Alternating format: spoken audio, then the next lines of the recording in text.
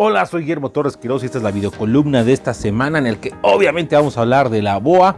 También platicaremos acerca de la nueva propuesta que tiene Ricardo Monreal para desaparecer algunos órganos autónomos y hacer un nuevo instituto.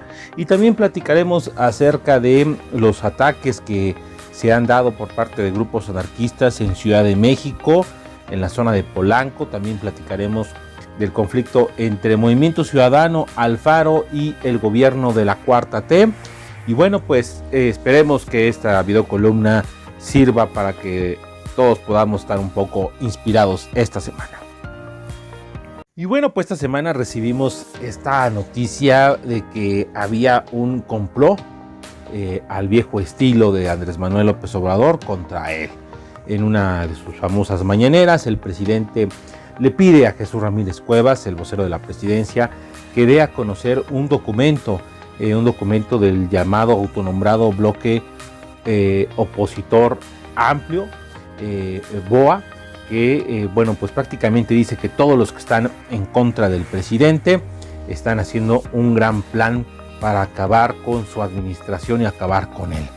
Este proyecto del BOA pues provocó primero pues muchísimas risas entre la gente de la oposición y a que muchos actores empezaran a desmarcar. Hay que recordar que este documento que por cierto tiene una dudosa procedencia, hay contradicciones, dicen que llegó a Palacio Nacional, después se comentó pues por parte de gente que le sabe al tema, que bueno, el documento, en las propiedades del documento, pues aparecía claramente que había venido de la Secretaría de Gobernación, de Omar Cervantes, quien es el director de comunicación social. Lo que sí es que, pues lo que se plantea ahí es que los gobernadores de oposición, algunos personajes de los medios de comunicación y que los empresarios, el CCE, Coparmex y algunas agrupaciones ciudadanas como el famoso movimiento de Gilberto Lozano, el Frena, estaban atrás haciendo una gran maniobra maquiavélica para acabar con el gobierno de López Obrador en el proceso electoral del 2021.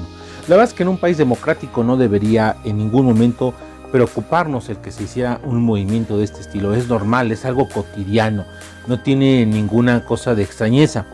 Incluso recordemos cómo el propio López Obrador en muchas ocasiones sí fue alguien que quiso organizar a la propia oposición. Recordemos que en su época como dirigente nacional del PRD, bueno, pues llegó a realizar bloques de oposición, por ejemplo en la elección de gobernador de Zacatecas, en el que por cierto se resultó electo Ricardo Monreal, que venía de un pasado priista. Y bueno, pues el BOA representa para López Obrador un plan maquiavélico, un complot, pero en el fondo pareciera que al presidente le preocupa el que la oposición tenga la capacidad de organizarse. Y esto es algo que hay que analizar mucho y muy a detalle, porque no siempre quiere decir que la oposición no tenga el derecho de organizarse. Es más, es una táctica lógica dentro del ejercicio político. Lo que llama la atención es que esta presentación del BOA se da exactamente cuando están pasando dos acontecimientos importantes en la vida política de este país.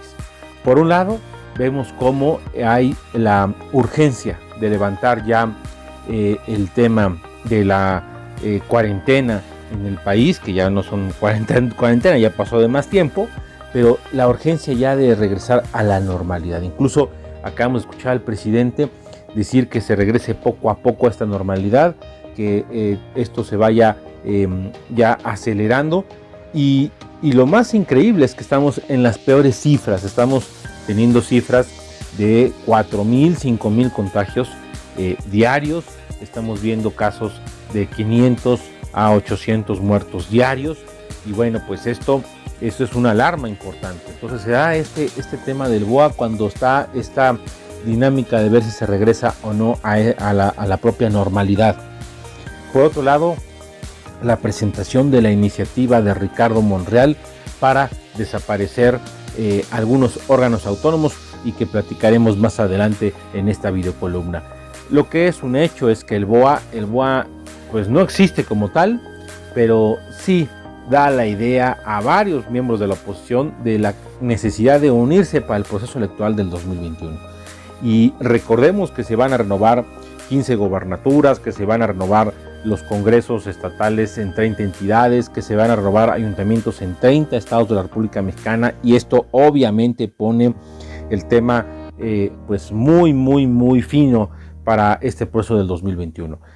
Las encuestas marcan que Morena retendría la mayoría incluso calificada en la Cámara de Diputados, que de las 15 gobernaturas podría ganar prácticamente 11 o 13 gobernaturas.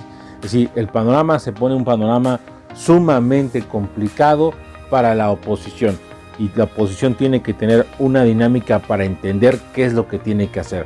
La última estocada también que se dio esta semana fue que Morena, que tenía 63 senadores, ya sumados a los 4 del PES que desaparecieron como grupo parlamentario, se sumó ahora un miembro de Movimiento Ciudadano, el señor Enríquez de Durango, quien fuera alcalde de esa importante capital del norte del país, de Durango, pues se incorpora a las filas de Morena, y él era incluso miembro de la comisión permanente. Hábilmente Dante Delgado hace un movimiento ahí, pero también lo platicaremos más adelante. Y bueno, otro de los temas importantes es lo relacionado a esta iniciativa de Ricardo Monreal. Recordemos que este gobierno ha hecho algunas iniciativas que, hay que decirlo, son sumamente duras, con un contenido político de querer cambiar el régimen totalmente. Y esta semana se dio a conocer esta propuesta de Ricardo Monreal, esta iniciativa de proyecto de decreto en el que se reformarían 2 artículos de la Constitución, el 27 y el 28, y que esta propuesta de reformar nuestra Carta Magna es para crear algo que él mismo ha denominado el Instituto Nacional de Mercados y Competencia para el Bienestar, el INCOB, un órgano que, dice él, sería constitucional, autónomo, que contaría con personalidad jurídica, autonomía técnica, operativa y de gestión, y cuyo objetivo sería el siguiente: integrar a órganos reguladores del Estado mexicano que comparten ciertas características, establecer un solo regulador de competencia económica en los sectores de telecomunicaciones, radiofusión y energético. Asimismo, el nacimiento del INMECOF extinguiría al Instituto Federal de Telecomunicaciones, el IFETEL, la Comisión Federal de Competencia Económica, el COFESE, y la Comisión Reguladora de Energía, el CRE. Es importante mencionar que el objetivo, según Monreal, es bajar los gastos de el gobierno, en este caso de órganos autónomos, hacer un ahorro importante y pues juntar algunas de las funciones particulares en un solo órgano. Esto es un golpe a los órganos autónomos totalmente. Fue un gran esfuerzo crear el IFETEL, el que se llegara a regular el tema de las telecomunicaciones en este país. ¿Qué decir del tema de la competencia económica? Siempre también polémico por la existencia de monopolios que han querido acaparar muchísimos temas de la vida económica. Y no, ¿qué no decir de la Comisión Reguladora de Energía a partir precisamente de la reforma energética en el gobierno de Enrique Peña Nieto? Aquí se quieren meter a 3 órganos totalmente distintos a un solo costal, y que aparte tenga a sus miembros, a sus consejeros, nombrados de forma directa por el presidente de la República. Esto es sumamente grave, es un tema que hay que considerar, que debe de ser totalmente analizado, que no puede quedar ahí a la deriva.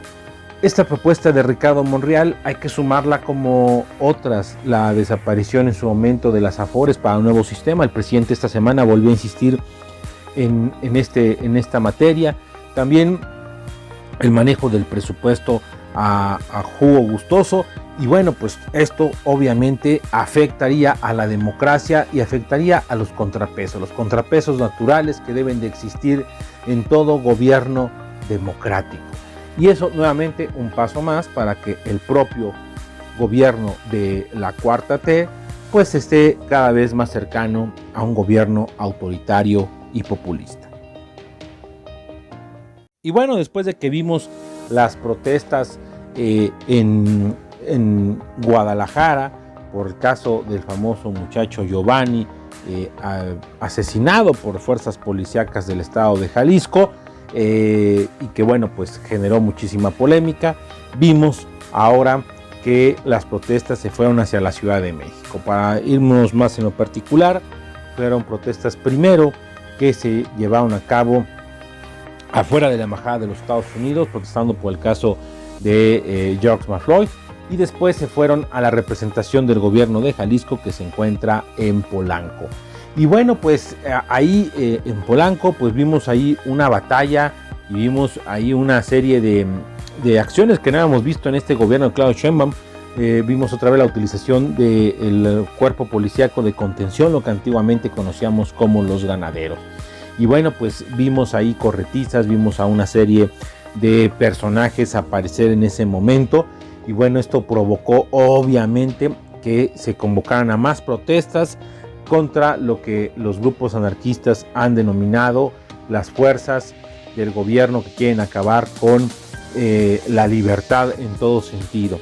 Y bueno, pues estas protestas, pues fue interesante ver que está muy de moda esta lucha por los grupos que han denominado lucha contra los grupos o contra el fascismo, una presencia internacional en estas marchas. Pero otra vez volvimos a ver lo que hemos visto en esta Ciudad de México, y es que en esas protestas se convierten en saqueos, en saquear tiendas departamentales, en sacar negocios, establecimientos. Bueno, hasta estaban robando una tienda de artículos deportivos. Eso no tendría mucho que ver con la mentalidad anarquista que siempre se ha mencionado. La verdad es que aquí estamos viendo nuevamente cómo se aprovecha una situación para meterle su propia dinámica. Y bueno, pues a esto hay que sumar que el tema del conflicto entre el gobierno de Jalisco y el gobierno federal pues va en aumento. Primero vimos ya oficialmente el reconocimiento de la encargada de la Comisión contra la Violencia de la Secretaría de Gobernación, Candelaria Ochoa, por cierto, ex militante de Movimiento Ciudadano, exdiputada federal por ese partido hace apenas 2 legislaturas. La vimos a ella entre las que estuvieron protestando en Jalisco. Y una serie de acusaciones entre López Obrador, que pide pruebas, el gobierno de Jalisco, que hace entrega de estas mismas pruebas. Y bueno, lo que llamó mucho la atención fue pues esta serie de cartas, que no es la primera, que hace Dante Delgado, un viejo aliado de López Obrador, hacia este mismo personaje. Y es que Dante Delgado le reclama al presidente pues el que haya cambiado mucho en el paso de los tiempos y ya en su llegada a la presidencia. Le hace una crítica de no ser demócrata y de querer infundir miedos que no deben ser considerados para un gobierno democrático. De esta manera Dante Delgado quiso marcar mucho su raya, y por eso llamó mucho la atención que el senador Enrique se cambiara de grupo parlamentario, se pasara a Morena, para que Morena tuviera los 64 legisladores. Rápidamente Dante Delgado cambia a su representante en la comisión permanente, pone a la senadora Verónica Delgadillo, y bueno, pues esto obviamente tiene un significado político muy importante. Pareciera que el mensaje de la Cuarta T a Dante Delgado es: ojo, podemos todavía manejar a mucha de tu gente que está involucrada en esta dinámica política. La verdad es que, hay que decirlo, Dante Delgado se convirtió de ser uno de los principales promotores del López Obradorismo a ser uno de los mayores críticos. Y parece que el origen tiene un fondo mayor. Recordemos que Dante Delgado, al igual que López Obrador, vienen también de la misma cuña, vienen del PRI, vienen del viejo sistema político mexicano. Dante Delgado está utilizando a Movimiento Ciudadano para dejar muy en claro que sí hay una manipulación de la información por parte del gobierno de la Cuarta T, que sí hay una serie de acciones contra Alfaro, porque es un fuerte aspirante presidencial para el 2024, aunque falta mucho todavía para el 2024, y en el 2021 veremos si en el caso de Jalisco Alfaro retiene las posiciones tan importantes que tiene en el estado, que es el Congreso, que es la mayor parte de los municipios de peso económico, ya sea tanto Guadalajara como Zapopan, y que aparte, también hay que decirlo, su representación del Movimiento Ciudadano fuerte en el Congreso Federal es por parte de legisladores provenientes de Jalisco. Veamos en qué acaba esta serie de problemas fuertes entre Morena, entre el Movimiento Ciudadano, entre las declaraciones de Clemente Castañeda, el dirigente de MC, entre Dante Delgado, el fundador de este partido político y antiguo aliado de López Obrador. Y bueno, pues para terminar esta videocolumna, parece que aunque el país se encuentra en semáforo rojo, empiezan a darse en algunos estados que empieza a aparecer de color naranja, el regreso a la vieja normalidad parece que está dando ya sus primeros frutos, con cada vez mayor presencia de gente en las calles. Hay estados de la República Mexicana donde los gobernadores han marcado su propio ritmo, dejando en claro que ellos no van a entrar al juego del gobierno federal. Así que pongamos atención a las recomendaciones que se nos tienen que dar. Yo, como siempre, los invito a escucharme todos los lunes a las 7:30 de la noche aproximadamente en el 90.5 de FM, Grupo Imagen, en la tercera emisión con Esteban Arce. Y también los invito a que visiten Radio Anáhuac y en Spotify, Realidades y Coyunturas, un podcast de análisis político de temas ya más a detalle. Que tengan todos una excelente semana y síganse cuidando.